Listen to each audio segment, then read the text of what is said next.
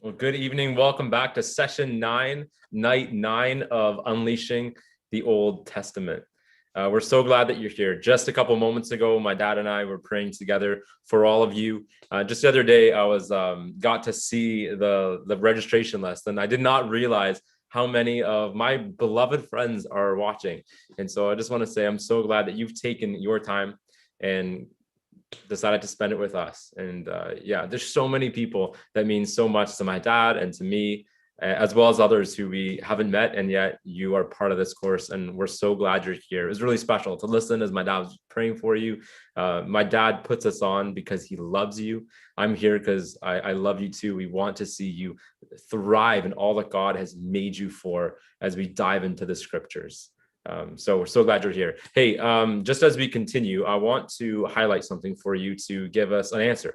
Not in the question chat, or question box, but in the chat box. And when you give us your answer in a moment, make sure that it doesn't just say to panelists, because that's just my dad and I. Put to panelists and everybody, or and all, or whatever it says. The answer we want to hear from you today in the chat box is, well, it's been about a year since we've been experiencing some sort of lockdown. I'm in Toronto, Canada, and it's been just about complete lockdown for a year. What is a positive thing? What is the best thing from this past year? Yeah, there's time for lament, but what is a highlight? I'll just tell you mine. My job when the lockdown started was to have me on the road. I just gotten married. I was away from my wife all the time, and it was sad. And then the lockdown happened, and there is a lot to grieve and all of this. But a real huge positive is that I've gotten to spend the last year at home with my wife, and we have been able to forge such a beautiful and meaningful friendship that has carried us through some really tough stuff. Your answer doesn't have to be as long, but whatever your answer is, we'd love to hear it. And also let us know where we're tuning in from. Tonight is on the pre-monarchy, the years leading up to the kings of Israel and then Judah. So my dad will be taking us through Judges, I believe, Judges for sure. I think maybe Joshua and Ruth in there as well. It's going to be a really special evening. I'm excited for it. I hope you are as well. My dad asked if I'd say a quick prayer before we get on our way, and I welcome my dad up. Heavenly Father, thank you for everyone who's tuned in from all around the world. I pray that you would minister to us, that you speak to us through my dad's teaching, that you would awaken a greater appreciation for your word, a greater love for you, and a deeper understanding of the scriptures, that we might be able to really live according to it, building our life like a house built upon the rock. Help us to not only understand and hear your word, but really apply it to our lives. In Jesus' name, in Yeshua's name, amen. Well, please give a warm digital welcome to my dad, Alan Gilman.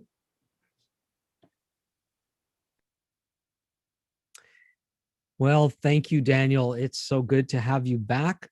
Really appreciated my friend Mark Fay filling in for Daniel last week. It's nice to not do this alone, even though Daniel's in Toronto, Mark lives in California, and so many of you are in all sorts of places. And but there's a lot that goes into putting this on, and to have the extra help from someone, which has usually been Daniel, has been a real blessing to me. And I know that because of the week that I tried doing it by myself. And so very, very grateful for that. Just trying to get my bearings here. Right. One of the things I wanted to mention right off, and well, a couple things. So we're really looking forward to our special Passover session that's going to be in 2 weeks from tonight. Many people that are taking the course have also registered, and that's fine, but you don't have to. You're automatically registered.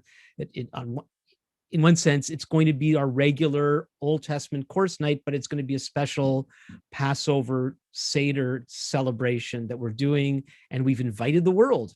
So far, the whole world's not coming, but many people from all over are, besides the normal registrants of the Old Testament course. So you don't have to do anything. If you have also registered for the Passover Seder, that's fine. You don't have to tell me that you did. It's all good, but you don't need to. You're going to automatically be receiving information. I was hoping to have it ready before tonight's class, but I have a document that I'm preparing with various instructions to help you be more engaged in the event in 2 weeks. And in there is also the option, you don't have to do anything but join us and watch and participate in any way you wish. But if you want to engage it at a higher level, there's a couple of options I'm going to be sharing with you in that special document, which hopefully I will get out by tomorrow. That's the plan. I have another thing I want to share with you about the Passover Seder. I'm going to do that later in the session. The other thing I want to share with you is something I mentioned last time, is that I've looked at the course schedule and I figured out a way to do a session that I entitle A Taste of Hebrew. That's going to be session number 13 on the 7th of April, God willing. It's a basic introduction to Hebrew and how to read Hebrew. For those of you who know no Hebrew whatsoever, you are going to, this will be an infinite improvement. That's what I'm trying to say. And it's really going to make a difference. It won't be as foreign to you any longer, even after that one session. It's not going to make you an expert, but it will get you started. And I'm planning to provide you with some resources to take you on from there if you want to continue with Hebrew. So that's going to be at about a month from now on April the 7th. Okay, so let's get going on this session. Back to here. We are in. Let me just kind of fix something here. I'm going to try anyway. I'm not sure if you're seeing what I'm seeing right now. Oh, let's see if I can.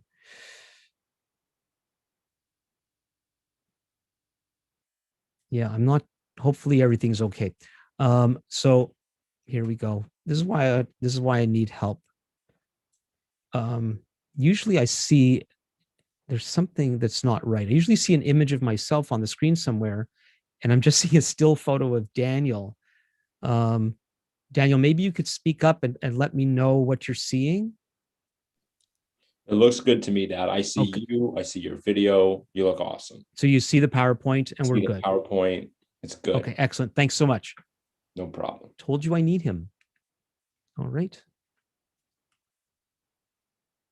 All right. So tonight we're looking at what I call the pre-monarchy. And these are the 3 books that are in between the Torah and the books of Samuel and Kings. Samuel and Kings provides us with we can call it the rise and fall of the monarchy of Israel.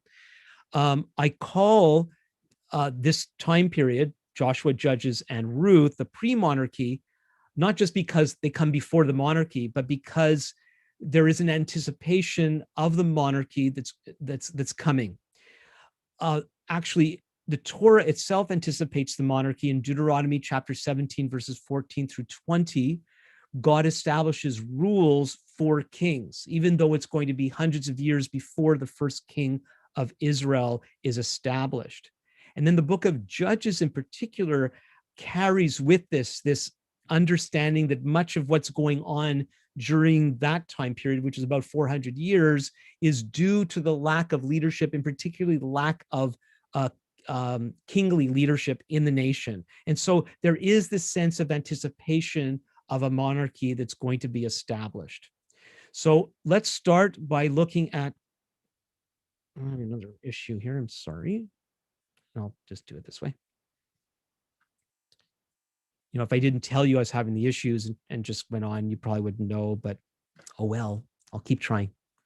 So we're looking at the book of Joshua, and here is the outline of the book. I'm not going to do this with every book of the Bible, but I'm providing it here. So Joshua chapter 1, verses 1 through 9, we see God commissioning Joshua, the successor to Moses. From chapter 1, verse 10 through chapter 12 and verse 24, we see the conquest of the promised land. And then chapters 13 through 22, we read more about the settling of the land of promise. Then as we get near the end of the book, chapters 23, 1 through 24, 28, we see Joshua's charge to the nation. He speaks to the nation and they renew the covenant before God. And then the death of Joshua at the very end of the book in chapter 24, verses 29 to 33. Now, what we're going to do as we look at the book of Joshua is we're going to consider some reflections based on this book. And first of all, we see here in the book of Joshua that God fulfills his promises. Now, remember, God had promised the acquisition of the land of what was the land of Canaan, called the land of promise. Eventually, it becomes the land of Israel. He made that promise initially to Abraham hundreds of years before, and only now, after all those generations, God's promises are fulfilled. We can learn lots of things from that. God is very patient, a lot more patient than we are, but God always does come through eventually. And so here, just briefly, we see this is the land of Israel, and I'm going to quickly show you the tribal inheritance. So Jacob had 12 sons, and each one of them is the original father of what became the 12 tribes. One of something that happened with Joseph ended up getting the double blessing that's normally given to the firstborn son, which was Reuben, but due to his behavior, he lost that. And Jacob blessed Joseph with this double portion. And so what we find is there's no tribal inheritance for Joseph. Instead, we have them named after his sons, Ephraim and Manasseh. And Manasseh gets 2 portions in the land as the one that was specially blessed by Joseph's father, Jacob. And briefly, you can look up maps like this online, they're readily available. And so here is a map of the tribal inheritance. And what I've done, I've highlighted them for you. Not too sure how easy it is for you to see, especially some of you are probably watching on a phone, but here it is. And this will be in the slides that you will get by tomorrow. And so we got Reuben, Gad, and on this map, it's called East Manasseh. So it's 1/2 of the tribal inheritance of Manasseh, one of Joseph's sons. And these 3 tribes settled to the east of the Jordan. And you could read about how this came to be in the books of Moses and how these tribes wanted to settle there. But Moses said that they needed to go in with the rest of the nation to settle the land to the west of the Jordan first before they were allowed to fully settle to the east. So on the western side to the very south, we have Simeon, and then Judah, Benjamin, Dan, Ephraim, West Manasseh, Issachar, Zebulun, Naphtali, and Asher. And that's the settling of the promised land under Joshua. So now let's look at some reflections further reflections on the book of Joshua. And the first one I'd like us to look at is courage. This is a couple of slides. I'm reading Joshua chapter 1, verses 5 through 9. No man shall be able to stand before you, God speaking to Joshua, before you all the days of your life. Just as I was with Moses, so I will be with you. I will not leave you or forsake you. Be strong and courageous, for you shall cause this people to inherit the land that I swore to their fathers to give them. Only be strong and very courageous. Be careful to do according to all the Torah, the law that Moses, my servant, commanded you. Do not turn from it to the right or to the left, that you may have good success wherever you go. This book of the Torah shall not depart from your mouth, but you shall meditate on it day and night, that you may be careful to do according to all that is written in it. For then you will make your way prosperous, and then you will have good success. Have I not commanded you? Be strong and courageous. Do not be frightened, and do not be dismayed, for the Lord your God is with you wherever you go. Now, often when we think of a mighty conqueror like Joshua was, we don't think that he needs a pep talk on being courageous. But it appears God certainly thought that he needed to be told over and over again, don't be afraid, be strong and courageous, be strong and courageous. So I would assume Joshua needed to hear that. And actually, it was the job ahead of him was very frightening. And my understanding that people who have been truly successful at doing very difficult things, we look at them and what they do, we think, oh, it's so easy for them. They're a natural, we say, and they don't seem, I'm often told when I speak in public, oh, you don't look nervous, and I'm grateful that I don't think my hands generally shake too much when I'm speaking in front of people. But it's a challenge. It's a challenge to do things like this. It's a challenge to do anything worthwhile. And this is nothing compared to leading a military campaign that Joshua and other people have done. And so the need to be courageous for all of us in whatever it is that we're called to do is so important. And one thing I wasn't prepared to share, but it caught my eye as I'm doing this right now, where it says here on this slide, the book of the law shall not depart from your mouth, but you shall meditate on it day and night. Often when we think of meditating, we think of just thinking. And of course, biblical meditation is not transcendental meditation where one empties their mind. Biblical meditation is thinking over God's word. But when he says, shall not depart from your mouth, but you shall meditate on it day and night, he's not saying keep teaching it to people. There seems to be say it out loud, say it out loud. And that is one of the ways that we can effectively meditate, is if we actually vocalize God's word. There's something that happens when we speak things out loud. Anyway, that's an extra that I thought I would throw in. The next reflection, God's impartiality.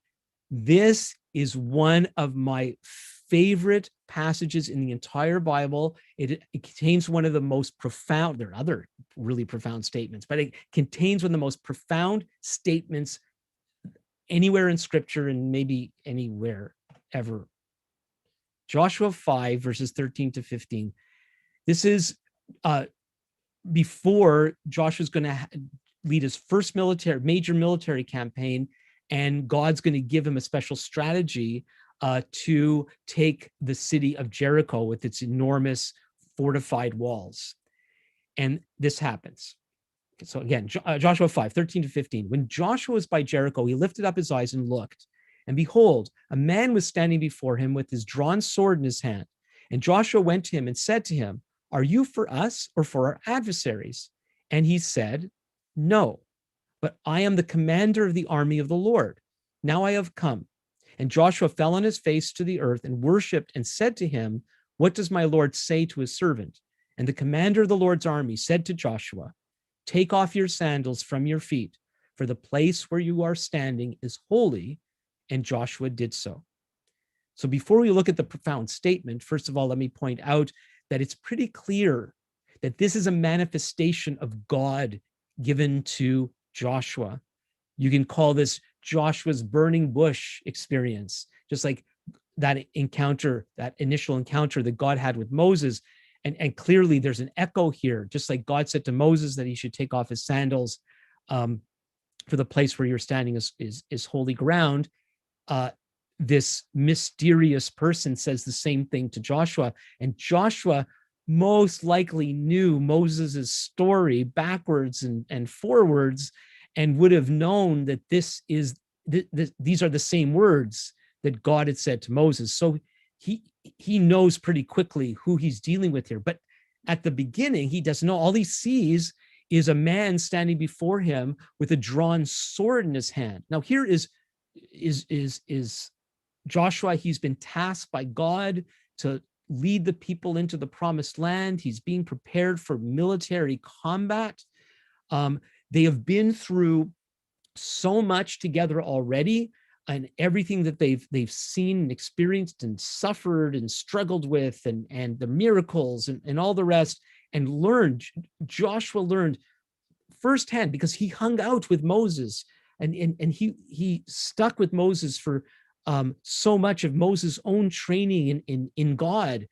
And Joshua, more than anybody, would know that God had established his people to be his people, a holy nation before him, and how they were not to mix with the other nations, and this establishment of holy, separate identity that was supposed to be so much of the DNA of the nation. Nobody knew this better than Joshua. And so that he would see this person who appears to be a threat, he confronts them with the question of, are you for us or for our adversaries? Are you for us or with them? Us or them? And in this translation that I use, the English Standard Version, it communicates the Hebrew really well, because the Hebrew simply says lo, meaning no. Other translations say neither, which seems, that would be the more natural way you'd think that a negation to the question should be said. But it's just no. Joshua, you're asking the wrong question. As much as you understand your identity as being part of the people of Israel and your call as being the people of God, you don't really understand how I relate to peoples. God is completely impartial.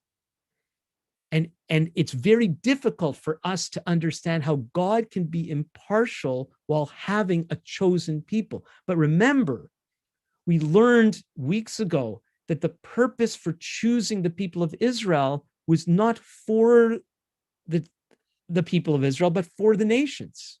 So were we chosen for us? We chosen for them? In that, to answer that question would be yes. It's this both and sort of thing. But it's very difficult for us, and especially I think in our day where society has become so polarized. You're left or you're right, or you're for it or against it. You're with us or you're with them. And then there's other people, they try to do this kind of like I'm for everybody, and without really making any definitive statements about anything.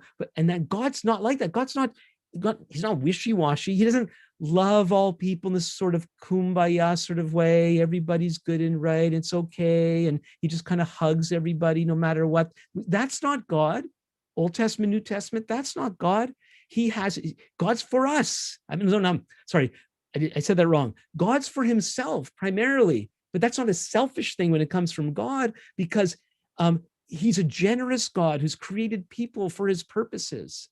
But what happens is we so easily fall into a tribalism where we find our identity in our defined group. We find a group that we could be part of. And even some people who feel that they're not part of any group, they delight in their own kind of standoffishness and find identity in I'm not like anybody else, and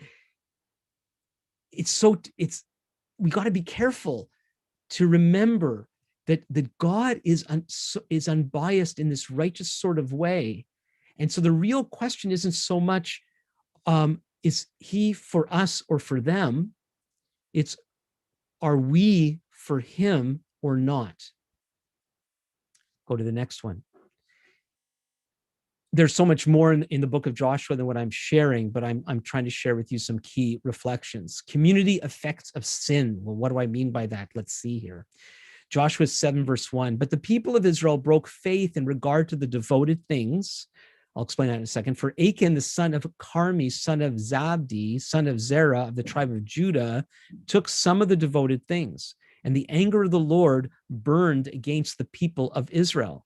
And so God had commanded the people that when they went to conquer the people in the city of Jericho, they were not to take any of their stuff, but it was all to be given over completely to the Lord. But this man Achan cheated, disobeyed, and hid some things. And what ended up happening was, first of all, it affected their next military campaign. And because of what Achan had done, they lost the next battle. And then his whole family ended up suffering because of his sin. Now, there are things like this. People read the Bible and they see some of these negative effects of things that go on, and people get upset They get upset. God must be bad, actually, is what a lot of people think.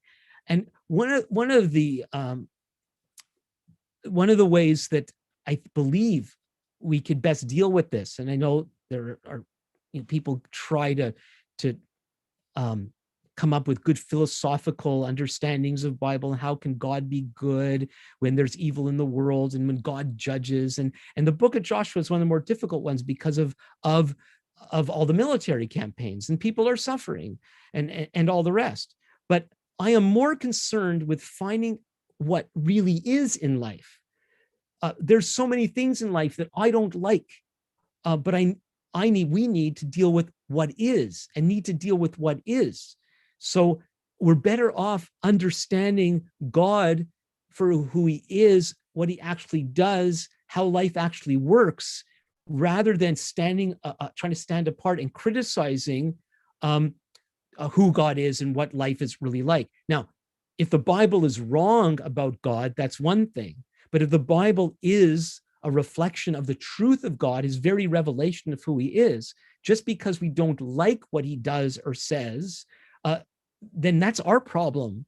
And the sooner we get with God's program, so to speak, the better we're all going to be.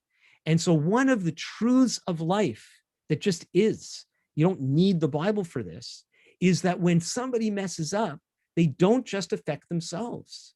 And depending what your place is in life, so a dad, especially, a mom, a leader of something, a school principal, a teacher, a leader of a congregation, even if you're just somebody who has some friends, when a person messes up, they don't just affect their own lives, they affect everybody who their lives touch. That is just the way it works. And what that should do is it should bring us to our senses. And if we're messing up, we should stop it, because this is not just about ourselves. It's about other people that we are affecting. Oh, it's not, it's them, their lives, whatever, it's their problem. Yeah, some people's problems are their problems, but if we're the cause of their problems, maybe we should stop it. Next one, dependency upon God. Joshua 9, verses 14 through 16. So the men took some of their provisions, but did not ask counsel from the Lord. Again, I'll explain this story in a sec. And Joshua made peace with them and made a covenant with them to let them live. And the leaders of the congregation swore to them. At the end of 3 days after they had made a covenant with them, they heard that they were neighbors, and they lived among them. So what happened here is there was a neighboring people pretty close by that heard of Joshua's successful campaigns. And they decided, we better go cut a deal with these Israelites so that they don't harm us. And so they deceived Joshua and the other leaders by making it look that they had traveled from far away. And they actually convinced them. But in the story, it says that Joshua failed to ask the Lord what to do. He saw the people, he saw how they looked and all the rest. And based on those judgments, he made a very bad decision. And so remember, we talked about the giving of the manna. Man should not live by bread alone. That's God gave the manna to teach the people to depend on him, to learn that man doesn't live by bread alone, but by every word that comes from the mouth of God, Deuteronomy 8, verse 3. And that the need to rely on God in an ongoing way, not just something that we do at a certain part of our life and then we're good there on in, but we're supposed to have more of an umbilical relationship to God, where we're continually ongoing, depending on him, listening to him, following his directions moment by moment as much as possible. Next, danger of assimilation. Joshua 23, verses 11 to 13. Be very careful, therefore, to love the Lord your God, for if you turn back and cling to the remnant of these nations remaining among you, they were called to eradicate the peoples who were in the promised land, but failed to do so. And so there's this warning. And make marriage, cling to the remnant of these nations remaining among you, and make marriages with them so that you associate with them and they with you. Know for certain that the Lord your God will no longer drive out these nations before you, but they shall be a snare and a trap for you, a whip on your sides and thorns in your eyes, until you perish from off this good ground that the Lord your God has given you. And so it's God's people inevitably are called to deal with people of other cultures. It even happened within the promised land. At the same time, we need to be careful not to assimilate into those other cultures. And that was a constant problem for the people of Israel. They would see how the other nations were living. And sometimes they looked like they were being more prosperous than the Israelites. And they thought, well, if we would do things their way, then things would be better for us. And that has been a snare and a trap for God's people ever since. And so while, especially in the New Covenant era, where we were called to be a light to the nations and salt of the earth, and we're supposed to go and bring the goodness of God to all the nations of the world, we need to be careful not to take on the ungodly practices of other nations, or else it'll get us and them into big trouble. This might seem obvious, but maybe not. God judges sin. This is Genesis 15. So what I'm doing here is, this is a reference to God speaking to Abram, who later became Abraham, in anticipation for what was going to happen with Joshua. And so I'm going to read this first, explain, and then read something from the New Testament. Then the Lord said to Abram, "Know for certain that your offspring will be sojourners in a land that is not theirs, and will be servants there, and they will be afflicted for 400 years. That's the experience in Egypt. But I will bring judgment on the nation that they serve, Egypt, and afterward they shall come out with great possessions. As for you, you shall go to your fathers in peace. You shall be buried in a good old age, and they shall come back here, the land of Israel, in the fourth generation, for the iniquity of the Amorites is not yet complete." So when God promised Abraham and his descendants the land, which became the land of Israel, there were two things going on. God was giving this land to the people of Israel as an inheritance, but at the same time, he was going to use the people of Israel to bring judgment on the Amorites and the other people living in the land of Israel in Abraham's day. And at this point, the sin of the peoples had not gotten to the point where judgment had become necessary. But judgment does become necessary at some point. And this is, again, one of those, are we going to go with just what we like about the Bible? Or are we going to accept that the Bible reflects what really is? And what happens is immorality, bad behavior, will eventually result in judgment one way or another.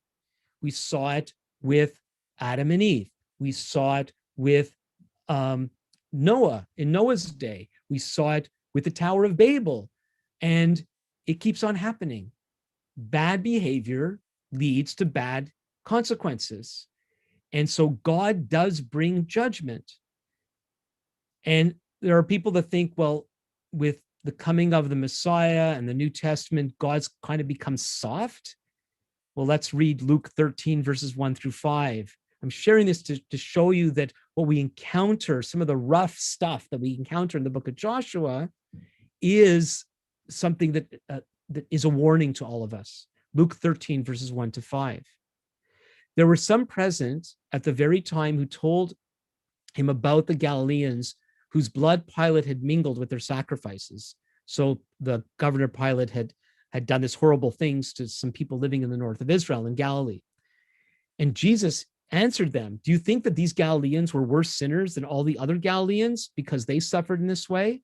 No, I tell you, but unless you repent, you will all likewise perish. Or those 18 on whom the power of Siloam fell and killed them, do you think they were worse offenders than all the others who lived in Jerusalem? No, I tell you, but unless you repent, you will all likewise perish."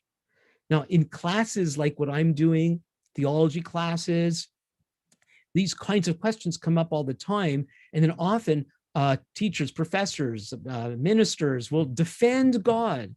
And then, of course, then we want to image the Messiah in this very kind of nice and loving way. But look how he himself answers this question. They say, well, look at this horrible thing that happened in this place. And he says, look, people, if you don't get your act together, you will perish too. God judges sin. And so this is from the book of Hebrews, also in the New Testament, about on this same topic. See that you do not refuse him who is speaking, for if they did not escape when they refused him who warned them on earth, much less will we escape if we reject him who warns from heaven. At that time, his voice shook the earth, but now he has promised, yet once more I will shake not only the earth, but also the heavens.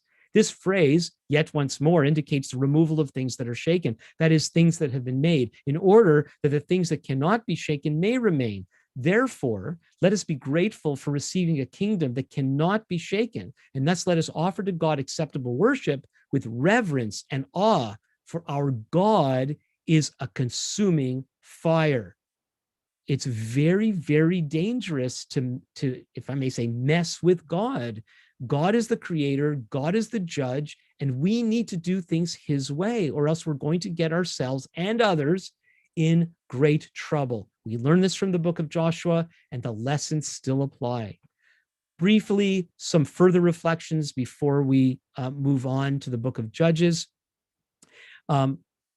We see that serving God is about real life. So Joshua is called to lead military campaigns to acquire the promised land. I'm not saying that's what God's will is for your life, but God's will, God's work is expressed in real living. It's not, we don't read the Bible so that we can have this detached spiritual experience and then we live real life in some other zone. We encounter God and his word, and we trust in the Messiah in order to live out God's will in real life. We also learn something that we should know. Life is serious. Life has issues and problems and pain and suffering and difficulty. And we got to get serious about life. I was chatting with Daniel just before the session began, and talked about how we're living in a very difficult time. I'm not predicting anything, but I don't think it's going to get easier. You know, we were waiting for COVID to go away, but there's other things happening right before our eyes, and it's going to make life more difficult for people. And if we don't take these things seriously, we're going to find ourselves in big, big trouble. And then God uses people to fulfill his purposes. And so that's how God works. God works through people. So instead of God coming in and, oh, there's these evil people in the land of Canaan, and God just goes in and wipes them out, God sends people to do his bidding. And I feel uncomfortable even sharing that. But God has assigned governments, and they should act with the same fear and awe. Sadly, they often don't. But the just punishments that come upon people for doing wrong, that is the will of God, and that works through people. That's the way it's supposed to work. And so there's this whole thing, and I shouldn't get into it much here because we don't have time, but we just have this, many people have this idea that God is nice, and serving God is this nice thing, but it isn't that nice. And God is good, but the way life is worked out can be really messy at times. So that's it for the book of Joshua. And just before we go on to the book of Judges, I just want to remind everybody about the Passover Seder again. Please be inviting your friends, because we're doing it on YouTube. I hope there's a limit, but we're nowhere near that limit. Again, everybody who's already registered for the Old Testament course is already registered for this event in 2 weeks. But if you know anybody that wants to attend that special session, they need to register. And because they registered, they'll be getting further information on how to most effectively engage the event. But one other thing that I want to share before we go into the book of Judges, where am I? I'm going to stop this for a minute. Hi, everybody. So one of the things that I'd like to do is during the virtual Seder is, if possible, I would like to put the camera on some of you who are meeting in groups, to provide for everybody more of a family feel for what we're doing. So I do have some people lined up, both live and video, who'll be sharing some songs, some psalms, and this sort of thing. But there are some other interactive portions that I'd like everybody to join into. And I thought it'd be great if I'm able to do that with some people on camera. And it would be great if there's some of you who are meeting in groups of 5 or more, and you have a good internet connection with decent lighting so we could see you well, and we could have some interaction back and forth on behalf of everybody else. So if you're interested, if you are going to be one of these groups, you've got a good internet connection and so on, and you would like to be one of those groups that will come on camera and audio, you can put that in the chat to me or to Daniel directly. Don't put it to everyone unless you want everybody to know. And if we have a lot of people willing to do this, I won't be able to have everybody involved. But if you could submit your name, of course, those of you that are watching on video and will be watching on video, the recording, this doesn't apply because we need people that will do this live in 2 weeks. So if you're willing to do this and able to do this, let me know in the chat, or you could send me an email after and I will be in touch with you. All right, so let's go back.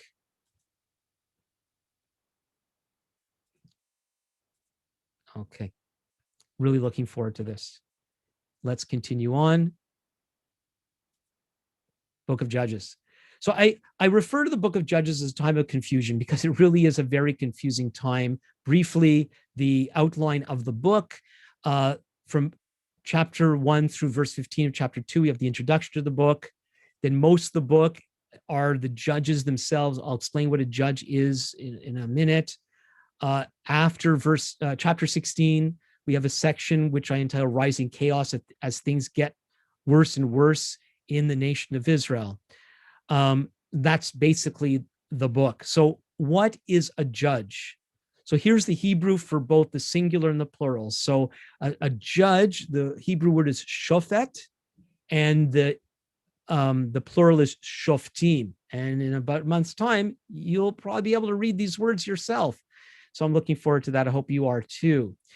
And so these judges, when you think of a judge, we think of somebody presiding over a court of law. That's not what these men and women were.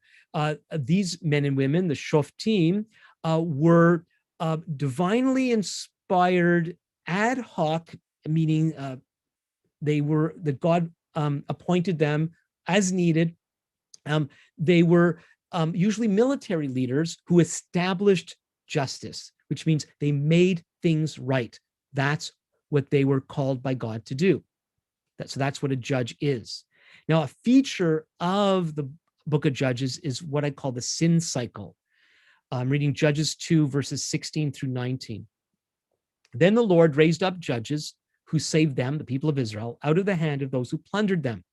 Yet they did not listen to their judges, for they whored after other gods and bowed down to them. They soon turned aside from the way in which their fathers had walked, who had obeyed the commandments of the Lord, and they did not do so.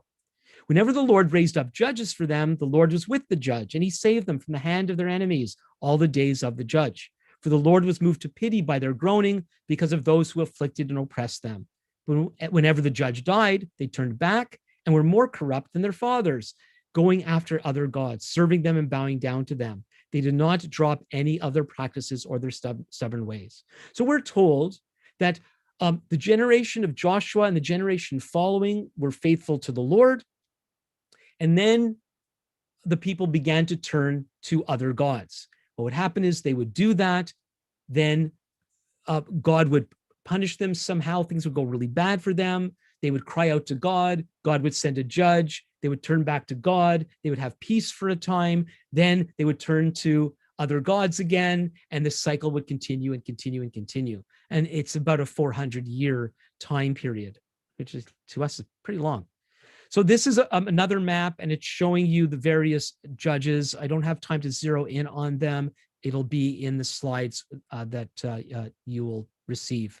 And so this, you could see at least here, the white boxes, that they served the people in various regions of the country. Often this sin cycle, it wasn't that it affected the whole nation all the time in every way, but it's something that occurred in parts of the land at different times in different ways.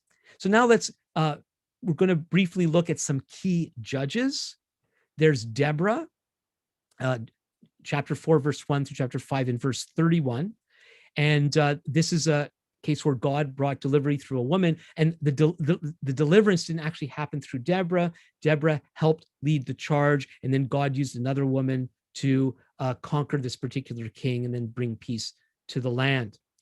Deborah's also called a prophetess. Then there's Gideon in chapter 6, verse 1 through chapter 8. And this is a story where they were oppressed by these people called the Midianites. And they cried out to God. And there was this man, Gideon in Hebrew, and he was actually quite afraid. He was hiding from the Midianites, and God calls him. And his story includes the famous one where even though God told him what to do, he put out this fleece and made a prayer about the fleece being wet or dry. He did it a couple times, and it happened exactly as he had prayed. But I know people, they'll often do the thing, they'll put out a fleece, they don't know what to do. And so they say, oh God, if you want me to do such and such, then let this happen. And they think they're doing what Gideon did. But Gideon actually knew what God wanted him to do, but because he was afraid, he added these extra things, and God used him to deliver the nation using only 300 men. There's Abimelech in chapter 9. This is not really part of the sin cycle. Abimelech actually tried to establish a monarchy, and the whole thing imploded. It just did not work. It was not God's time. Then there's Jephthah, a very tragic tale of this man in chapter 10, verse chapter 12, where he made a tragic vow. He said, God, if you would deliver the people, then the first thing that walks in my door, I will sacrifice to you, and end up being his daughter. I'm still not sure if he actually sacrificed his daughter or if she lived alone for the rest of her life. It's not clear from the passage. But you really got to watch what you say. And there's this idea, and I know we should take vows very seriously, but when somebody makes, if I may say, if somebody makes a really stupid vow to God, I don't think it counts. You could take me up on that after, but we really have to watch what we say. And again, if you learn that you've made a promise to God that is not his will in any way, shape, or form, just apologize and don't do it. Famous one is Samson, chapters 13 through verse 16. He has this, an angelic messenger, which is redundant. Angel means messenger, comes to his parents, promises a son. He's supposed to be a very holy man called a Nazarite. You can read about that in the books of Moses, what a Nazarite is. And he breaks every Nazarite rule you could think of. He was a mess of a human being, and yet God still used him. I'd love to talk about him more. He's it's a troubling character, actually. But if you would like to hear a really good sermon about Samson, you may have heard of the pastor and preacher Tim Keller. There's a free sermon online. I've made the link easy for you. I'll say it here. I'll put it up on the resource page. But if you go to tinyurl, tinyurl.com/Keller Samson, you will get this sermon. And again, I'll put it in my communication to you as well. I think you'll find it quite helpful and surprising. So now let's go to some memorable moments in the book of Judges. Warning: there is very delicate and disturbing information in the following presentation. Viewers are strongly advised. If you've read the book of Judges, you know what I mean. First of all, Ehud's treachery. I'm reading, this is going to take 3 slides. Judges 3, 15 through 25. I'm going to go through these pretty quickly. You're going to get what I mean by these memorable moments in the kind of book Judges is. Then the people of Israel cried out to the Lord, and the Lord raised up for them a deliverer, Ehud, the son of Gera, the Benjaminite, a left-handed man. Left on, I'm left-handed. The people of Israel sent tribute by him to Eglon, the king of Moab. And Ehud made for himself a sword with two edges, a cubit in length, 18 inches, and he bound it on his right thigh under his clothes. And he presented the tribute to Eglon, king of Moab. Now, Eglon was a very fat man. And when Ehud had finished presenting the tribute, he sent away the people who carried the tribute. But he himself turned back at the idols near Gilgal and said, I have a secret message for you, O king. And he commanded silence, and all his attendants went out from his presence. And Ehud came to him as he was sitting alone on his cool roof chamber. And Ehud said, I have a message from God for you. And he rose from his seat, and Ehud reached with his left hand, took the sword from his right thigh, and thrust it into his belly. And the hilt also went in after the blade, and the fat closed over the blade, for he did not pull the sword out of his belly, and the dung came out. Then Ehud went into the porch and closed the doors of the roof chamber behind him and locked them. When he had gone, the servants came, and when they saw that the doors of the roof chamber were locked, they thought, surely he is relieving himself in the closet of the cool chamber. And they waited till they were embarrassed. But when he still did not open the doors of the roof chamber, they took the key and opened them, and there lay their Lord dead on the floor. I believe this is supposed to be humorous, even though it's quite dark and tragic. I think he's in there relieving himself when we know what actually happened, including all that fell out of him. Next one. A little bit of milk is all it takes. But Sisera fled away on foot to the tent of Jael, the wife of Heber the Kenite, and there was peace between Jabin, the king of Hazor, and the house of Heber the Kenite. And Jael came out to meet Sisera and said to him, turn aside, my lord, turn aside to me. Do not be afraid. This has to do with the story of Deborah that I mentioned earlier. So he turned aside to her into the tent, and she covered him with a rug. And he said to her, please give me a little water to drink, for I am thirsty. So she opened a skin of milk and gave him a drink and covered him. And you know what milk does, especially before bedtime. And he said to her, stand at the opening of the tent, and if any man comes and asks you, is anyone here? Say no. But Jael, the wife of Heber, took a tent peg and took a hammer in her hand. Then she went softly to him and drove the peg into his temple until it went down into the ground while he was lying fast asleep from weariness. So he died. And behold, as Barak, who was an associate of Deborah, as Barak was pursuing Sisera, Jael went out to meet him and said to him, come, and I will show you the man whom you are seeking. So there he went into her tent, and there lay Sisera dead with the tent peg in his temple. Now, I know this is another grotesque story. I want to point out one thing, though. We have an image in our day that we think women were these wimp people that were left in the kitchen and who knows what else they were supposed to do, while the man, the macho man, did all the. That's not the case here. No. And do you know how strong she had to be to ram a tent peg through this man's skull? And I've read that it's likely that the women were the ones who set up the tents when people moved around. So if that's the case, she must have been pretty strong. Obviously she was. And then this is part of a song that's sung in the next chapter, Judges 5:24 through 27. Most blessed of women be Jael, the wife of Heber the Kenite, of tent-dwelling women most blessed. He asked for water, and she gave him milk. She brought him curds in a noble's bowl. She sent her hand to the tent peg and her right hand to the workman's mallet. She struck Sisera. She struck his head. She shattered and pierced his temple. Between her feet he sank. He fell. He lay still. Between her feet he sank. He fell. Where he sank, there he fell. Dead. Next one, pronunciation can kill you.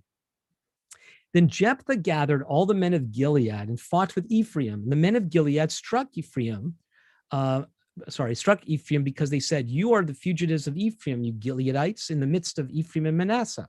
And the Gileadites captured the fords of Jordan against the Ephraimites. And when any of the fugitives of Ephraim said, let me go over, the men of Gilead said to him, are you an Ephraimite? When he said no, they said to him, then say Shibboleth. Shibboleth, maybe it was Shibboleth, maybe Shibboleth. I'll read it the way it's written in English. They then say Shibboleth. And he said Sibboleth, for he could not pronounce it right. Then they seized him and slaughtered him at the fords of the Jordan. At that time, 42,000 of the Ephraimites fell. And so their inability to pronounce Shibboleth cost them their lives. More effective in death than in life. This is about Samson. Then Samson called to the Lord and said, oh, I should give a quick background. So Samson is eventually captured by the Philistines, and he's eventually brought out to make a display of himself. They gouge out his eyes and they tie him up to these pillars. And he asks a young man nearby to help him lean against these pillars. And then this happens. Then Samson called to the Lord and said, oh Lord, please remember me and please strengthen me only this once. Oh God, that I may be avenged on the Philistines for my 2 eyes. And Samson grasped the 2 middle pillars on which the house rested, and he leaned his weight against them, his right hand on the one and his left hand on the other. And Samson said, let me die with the Philistines. Then he bowed with all his strength, and the house fell upon the lords and upon the people who were in it. So the dead whom he killed at his death were more than those whom he killed during his life. Now, I believe it's the last one of these memorable moments. I was going to share some verses that have to do with complete moral decline. It's this horrible story of a man and his concubine and what happens, and she gets raped, and then he ends up cutting up her body and sending pieces to all the tribes of Israel just to start a war that ends up almost completely annihilating the tribe of Benjamin. And it is just things are becoming completely out of sorts. And so I don't want to get into that for the sake of time, but let's go here and sum up the book of Judges by this one word, anarchy. And this is what's said at the end of the book of Judges. In those days, there was no king in Israel. Everyone did what was right in his own eyes. And this is what was happening. I call it time of confusion, but it's complete moral anarchy as the people were becoming basically unglued in their call it lostness and so on. And so we see it's a time period of confusion, of strife, of chaos, of selfishness, of death and war, sin. But how different is the book of Judges from today? Is it exactly the same? You know, we think of ourselves as so sophisticated. I don't have a lot of time, but there's one thing that's common in our society, and I know for some people this is a difficult topic, and if this triggers you because of your own experience, please get in touch with me, and I will get you in touch with people that can help you. But we sit in our day, and we have this now with people pointing at the affairs of other people in the past and condemning their moral failures, or we think are moral failures of people in the past because they're not living up to our standards of today, and we think we're so good. But we live in a day where we pay doctors and nurses to rip little babies not only out of their mother's wombs, but doing so through disembowelment and dismemberment. It's called abortion, by the way. And we think we have the moral high ground, and we could look at the book of Judges and, oh, look at those horrible people, and how could they do all these terrible things? And human trafficking, entertainment that objectifies women and men, child sex slavery. And we think that we are morally superior than people like this.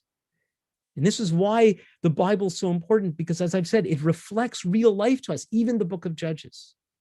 What we learn from the book of Judges, we need to be learning about our day. And I've already gone over the hour, but I want to go to the next section. It's not going to take that long, but we need to see a shining light in the midst of this darkness to encourage us that we could be shining lights in our current dark world. And it's the story of Ruth. Quickly, the outline of the book. is it starts with a prologue where this woman, Naomi, and her husband, due to a famine in Bethlehem, go outside of the land of Israel to another region nearby called Moab. And here's another map. And let's go here, and I will point out where they went. So they were in Bethlehem, which is like a suburb of Jerusalem today, and they traveled over across the Dead Sea, around the Dead Sea, and down south on the other side of the Dead Sea to Moab. And the thing that is so encouraging about the book of Ruth is that it happens during the time of the judges. Ruth chapter 1, verse 1, in the days when the judges ruled, there was a famine in the land, and a man of Bethlehem in Judah went to sojourn in the country of Moab, he and his wife and his 2 sons. And it's what happens is that so they move, Naomi and her family move to Moab, and the 2 sons marry 2 Moabite women. And according to Deuteronomy chapter 23, that was forbidden, but that's what they did. That's what they did.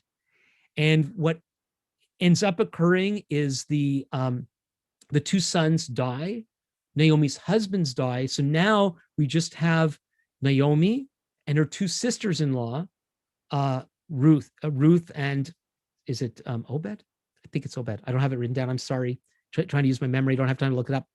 And they're going to journey back to the land of Israel. We'll go here. So Naomi, we're going to look at Naomi's faith in Ruth chapter 1, verse 6. Then she arose, Naomi, with her daughters-in-law to return from the country of Moab, for she had heard in the fields of Moab that the Lord had visited his people and given them food. So she hears about this. She's going to get on with her life. She's going to go back to her land and make an Abrahamic journey back into the land of Israel. And now she's bereft of her own husband. Her daughters-in-law don't have their husbands, and they decide they're going to go with her. And she turns to them, and both of them, and says, I can't give you sons to restore your dead husbands. Go back to your people and your land. But Ruth says no. So the other daughter-in-law goes back to her own people, does not make the journey, but Ruth has something else to say. So we'll see this interaction here in Ruth chapter 1. And she said, that's Naomi, says, see, your sister-in-law has gone back to her people and to her gods. Return after your sister-in-law. But Ruth said, do not urge me to leave you or to return from following you. For where you go, I will go, and where you lodge, I will lodge. Your people will be my people, and your God, my God.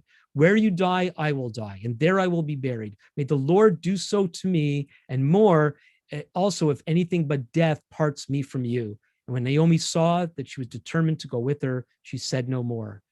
And so somehow Ruth connects not only with Naomi, but with Naomi's people.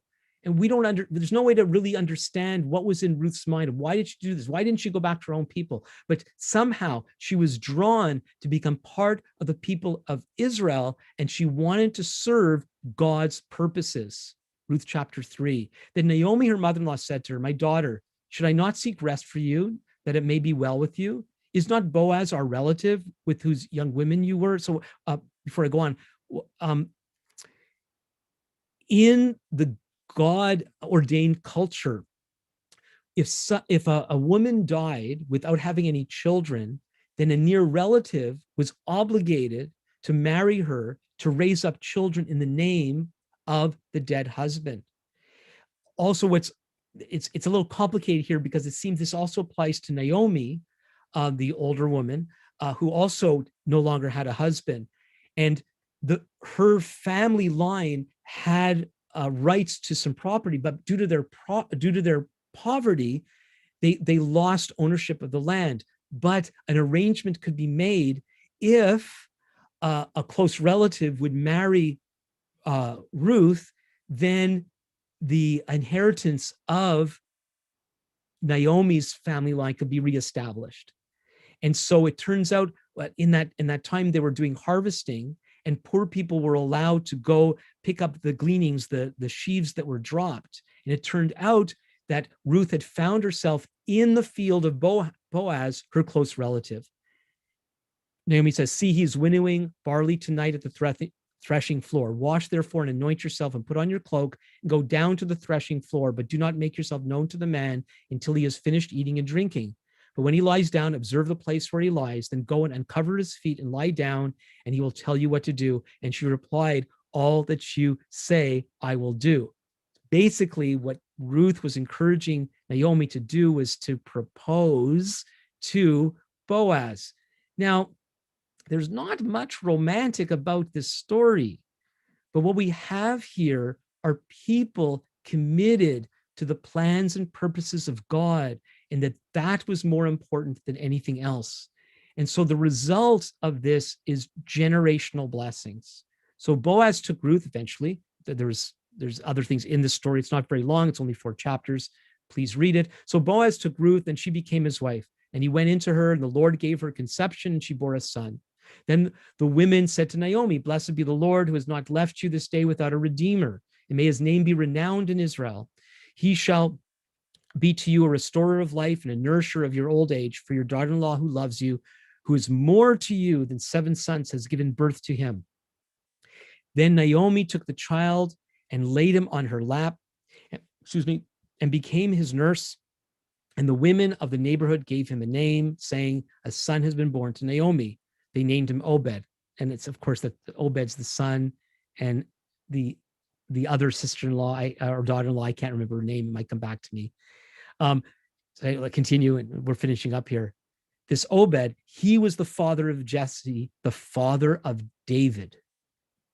And so Ruth, a Moabite, a person that was not even to be intermarried with the people of Israel, becomes Naomi is Obed is the father of the great-grandmother. You could figure it out because I don't want to take up the time. I should have wrote it down. So Ruth the Moabite becomes the great-grandmother of King David. How does that happen? But especially since she was supposed to be an outcast. They shouldn't have gone to Moab. The boys should not have married Moabite women, and then yet God then uses that for his purposes. How's that supposed to work? And I don't know if I talked about this, but we're going to talk about it some more. We're going to study the Bible. Everything's going to be black and white. It's, the more you understand it, the easier it's going to be to understand, and everything's going to be in neat little tidy compartments. No, it's full of ambiguity. God says this, but then that happens, and then he uses that. But then God's consistent. Well, how could God be consistent if he allows for these exceptions? What's really going on here? Well, that sounds like real life to me, which is why the Bible can speak into real life. And that brings us to our question time. We've only gone 10 minutes over. I hope that's not too bad. And I'm going to invite Daniel back. Daniel, if you can turn on your camera.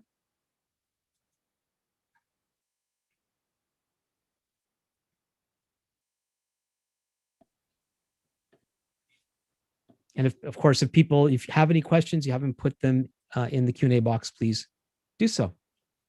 Yeah, so we do have some questions. Dad, thanks so much for speaking to us. Okay, first question from Tara. We're just going to jump right into it. Do we have any idea whether Samson's actions in killing the Philistines and himself was an action of personal revenge, or whether it was an action of acquiescence to God's will in his life? Both? Maybe it's both. So we have a problem. It's a problem to us. The Bible doesn't come with an answer key. And yet a lot of people are very keen on trying to provide a Bible answer key. And I think we get more out of certain passages by just struggling with them. And the question works well with what I just said about ambiguity. And hopefully we'll be talking about it some more, because we're not comfortable with ambiguity, meaning like we want things carefully defined.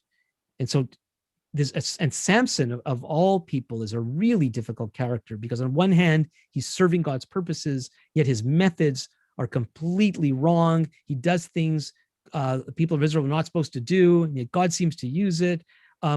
And one of the things I should have said as we looked at some of these stories is this idea, and I don't think I've mentioned this yet.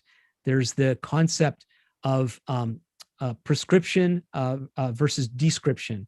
So there are things in the Bible that God tells us to do.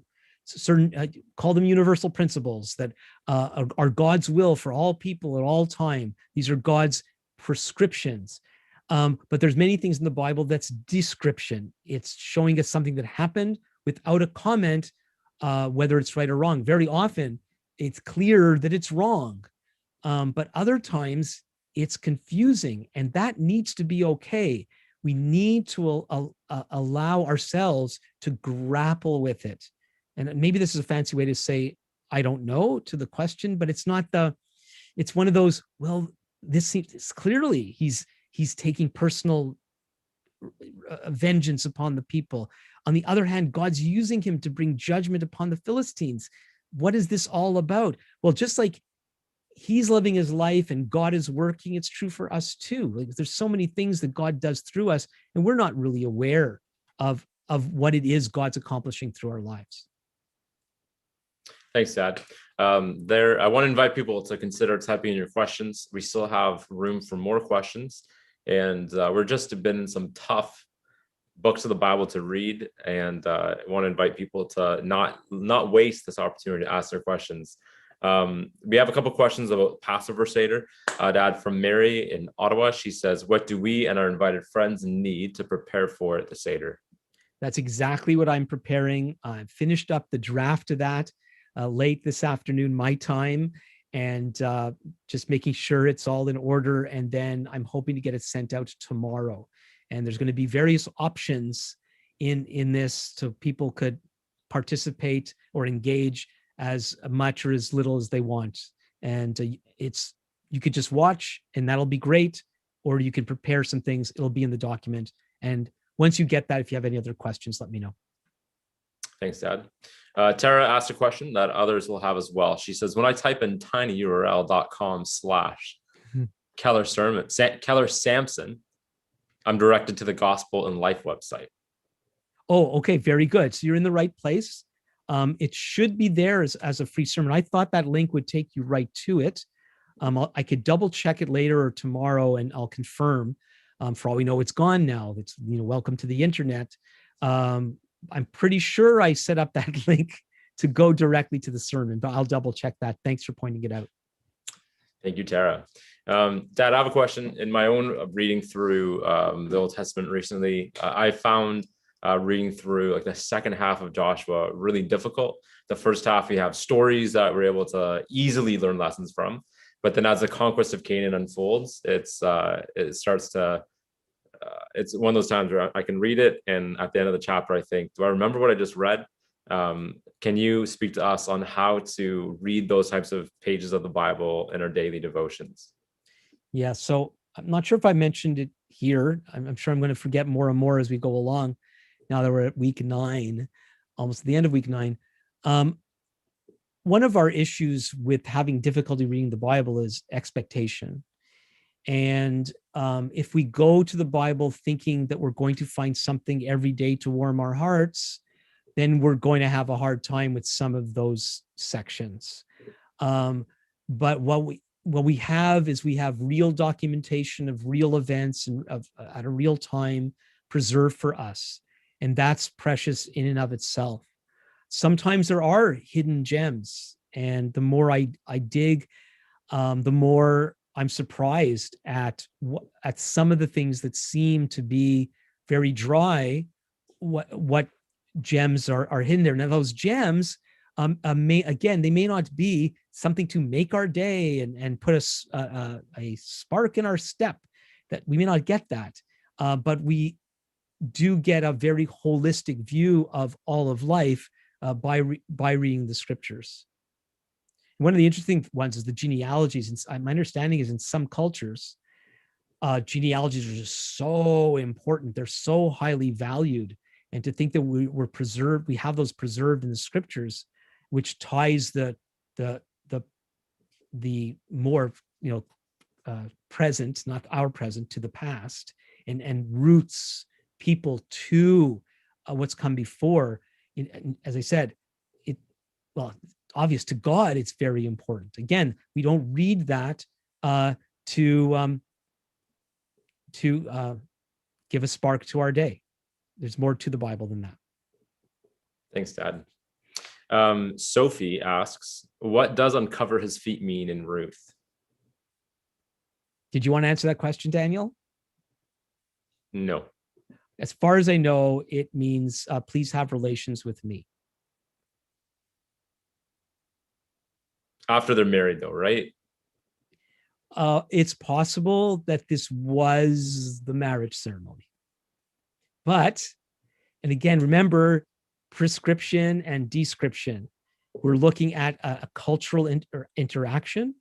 It was her mother-in-law's idea. And her daughter-in-law, who was so committed to her mother-in-law, was faithful to her, following her directions. Notice Boaz doesn't go, okay.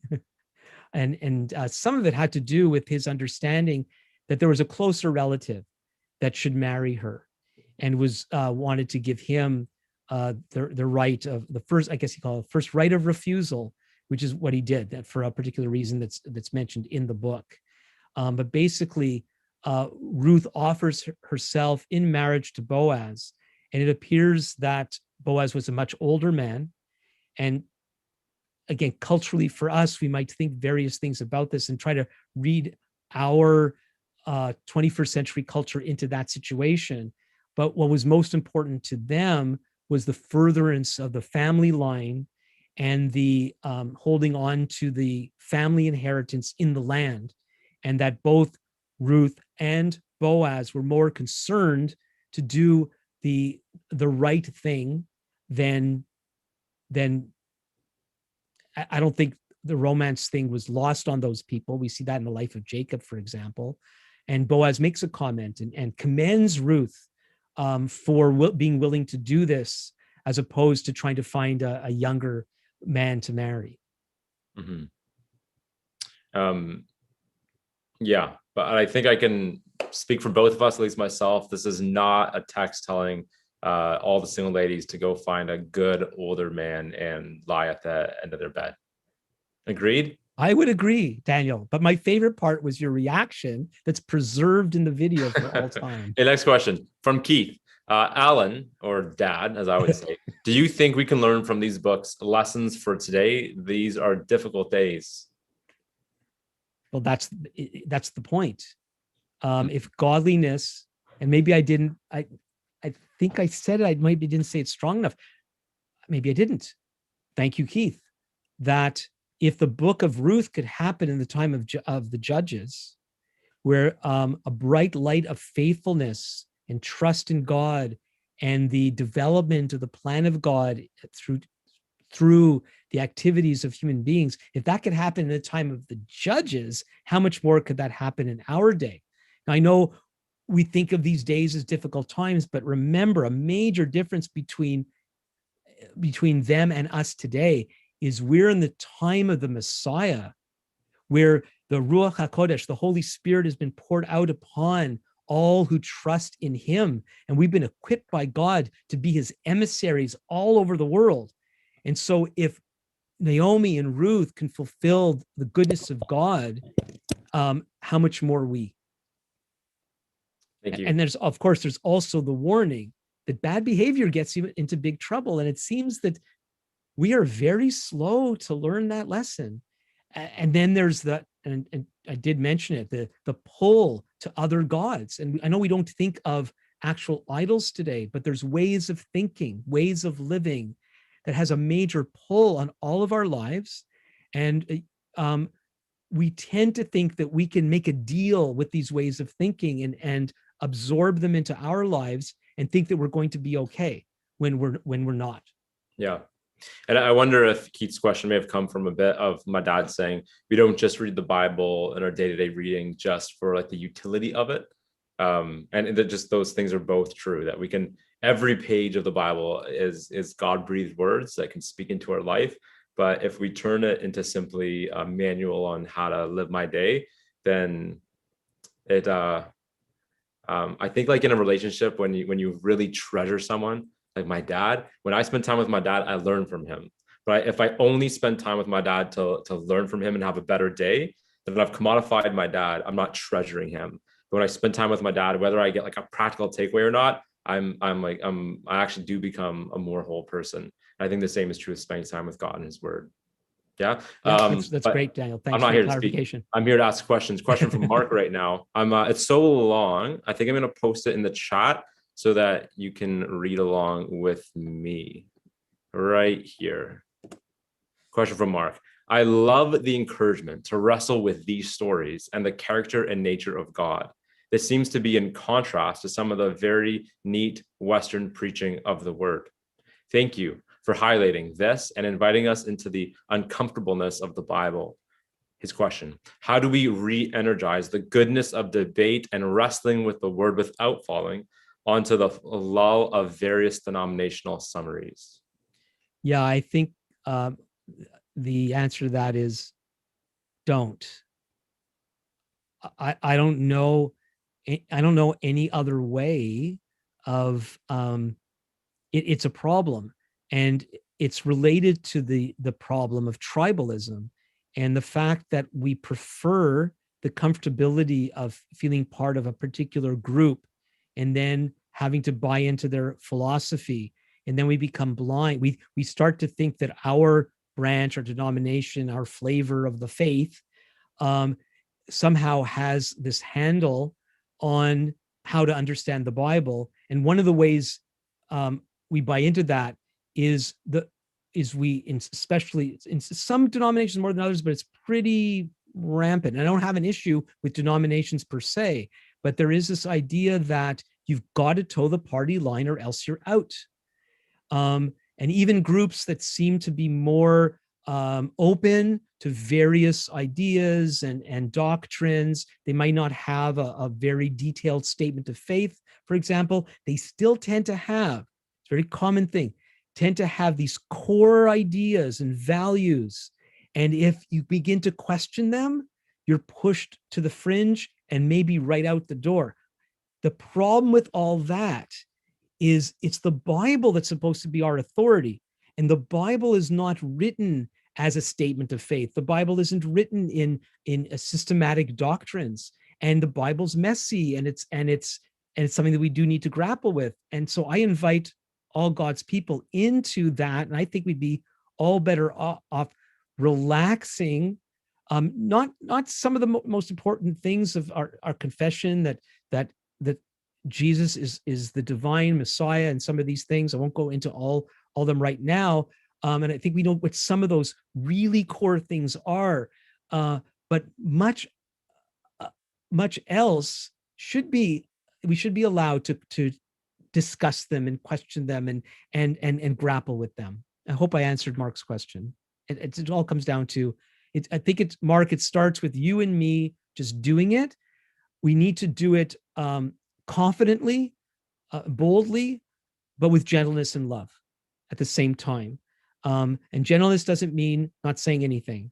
It's the way we say it. And I know that I'm someone who can come on too strong at times, and part of it is because I'm so passionate for the truth and I want to get it out, but sometimes that can lead to hurting people. I need to pull back, but without just throwing up my hands and going, it doesn't matter, and let's just, enjoy our little closed party setting. Well, you mentioned hurting people. We should not want to hurt people. Here is a perfect segue to Tara's next question. How do I reconcile the violence in the times of Judges? She says, I'm thinking of JL, and David's prayers in the Psalms, condemning those who are pursuing his life, with how we're commanded to live now that Jesus has extended the gift of salvation. Yeah, again, Tara, remember that there's prescription and description. So just because David prayed a really rough prayer about one of them smashing babies, and I know what theologians do with all this, but we could just stop for a moment and start with, this was David's prayer. And what I could say is maybe we should spend more time giving people permission to pray out what's inside. I think that is more of a problem than coming up with all the theological niceties of how to deal with some of these disturbing passages. Reading Job's speeches, for example, for somebody who wants to preserve good theology, and try to be, let's be nice. Job is not nice. Job confronts God to his face. And at the end of the book of Job, God says that Job spoke correctly. It doesn't mean that his content and style were 10 out of 10. That's not what God's saying. There's something about the expression of Job's heart that was right. And so we'd be a lot better. A lot of us carry a lot of anger towards a lot of things. It could be what's going on in the world. It could be to things in our past. It could be things in our present. Why don't we start shouting our anger to God in a nice, safe place where no one's going to hear us, but let it out and give words to how we're feeling inside about the things that are bothering us, and then see how God is going to answer. I think we'd be very surprised at what he will do and how he will help us deal with these things. But stuffing our anger inside and things we're frustrated with, things that have been done bad to us, bad happening, we're just stuffing it, is doing ourselves harm. And then we end up hurting other people. Thanks, Dad. Well, it is 8:30, so we're just gonna end it right there and say thank you to everyone who tuned in. This is I was away last week, and I'm so thankful to be back with all of you and my dad. So we'll just close it off there. See you all next week. Please be inviting your friends and family to the Passover service. Every year I dream every year of inviting everyone to my parents' home for Passover. And even though you won't be entering into the actual physical home, you will be able to enter into my parents' table and go through the Passover service with them and with us. I encourage you, I implore you, if you're someone who doesn't usually tune in on Wednesday nights, you're watching the tape recording of this, please make sure to be there live, March 24th, 7 p.m. You can take the link that my dad emailed you and you can post it on your social media like I have to invite more people. I don't think there's really a max on how many can attend, and it's going to be amazing. So I really hope you can be there and hope all your friends and family and just random people in your life can be there, because it's going to be so good. Have a great evening, and we'll see you next week at 7 o'clock.